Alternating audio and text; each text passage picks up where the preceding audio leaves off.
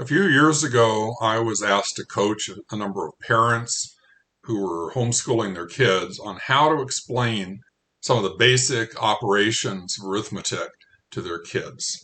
And in that discussion, one of the questions that arose was, why do you invert and multiply when you want to divide fractions? So for instance, if I take 2/3 and divide it by 3/4, the rule is you take 2/3 times, and then you reverse this. You go 4/3, that's the reciprocal, and then you multiply instead of divide. 2 times 4 is 8, 3 times 3 is 9, and that would be the answer. Okay, so 2/3 divided by 3/4 gives you 8/9. That's the rule you would follow, and the question is, why? Why does this work? And I realized in the process that even though I'd had a lot of experience teaching math all these years at the high school level, no one ever explained this to me when I was in the younger grades. I just had to sort of figure it out on my own. And so here's what I came up with.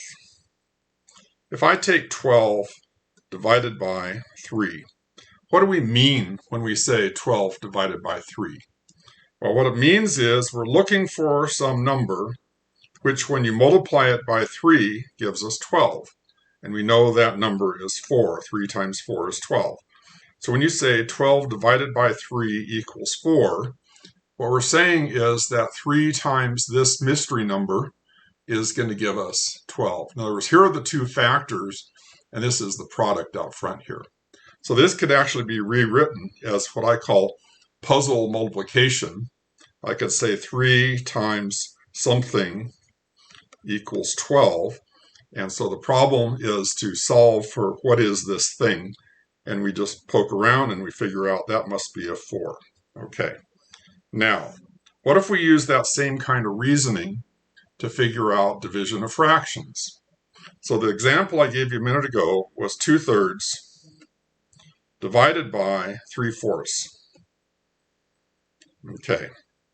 So what is that going to be? That's going to be some number, probably a fraction, that when multiplied by 3/4, it's going to give me 2/3.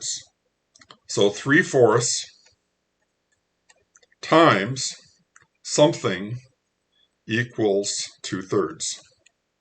This times this gives us that, just like we did for the whole numbers up above.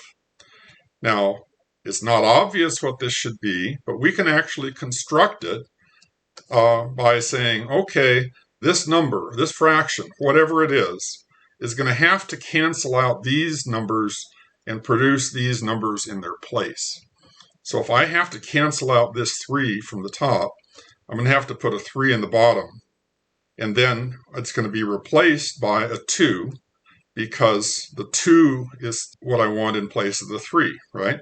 So if I took the 2/3 here, the 3's cancel and it leaves me a 2 on top. Let's do the same for the bottom. If I want to cancel out that 4, because I don't want the 4, I want a 3.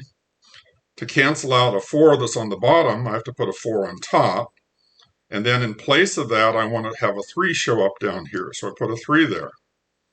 Okay, what do I have? Notice, we have 2/3, and we have 4/3, which is the reciprocal of this second number. So what we constructed here, just by saying, what do we have to have here to make this work? It turned out what you have to have is this number times the reciprocal of this number, and that'll be the number that you can plug in here. In fact, watch this happen. I take 3/4 times 2/3 times 4/3.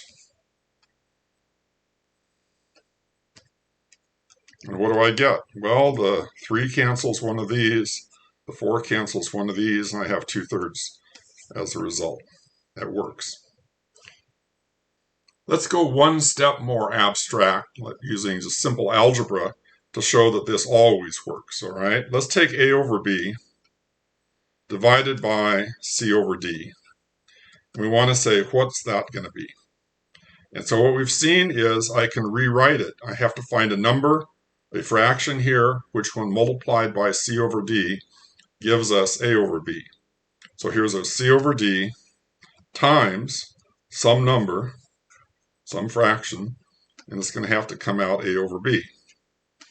I'm going to construct this the same way I did a minute ago. Okay, I want to get rid of that c because I don't have any c's in my answer, so I have to put a c in the denominator.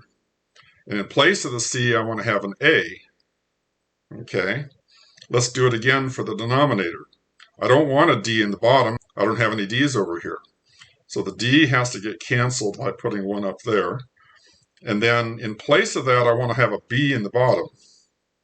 So if I took a over c times d over b, let's see, if I take c over d times this, do I get a over b? I'm just plugging this in up here. So c over d times this thing, let's see what we get. Well, the c cancels, the d cancels, and I'm left with a over b. It works.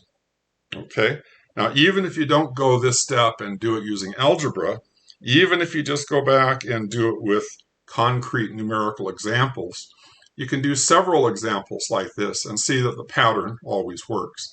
And this could be persuasive to kids and to parents of young kids who want to see not just a rule, but to have some reason to understand why that rule is working. I think this is a pretty satisfactory resolution to the original question. Why do you invert and multiply to divide fractions?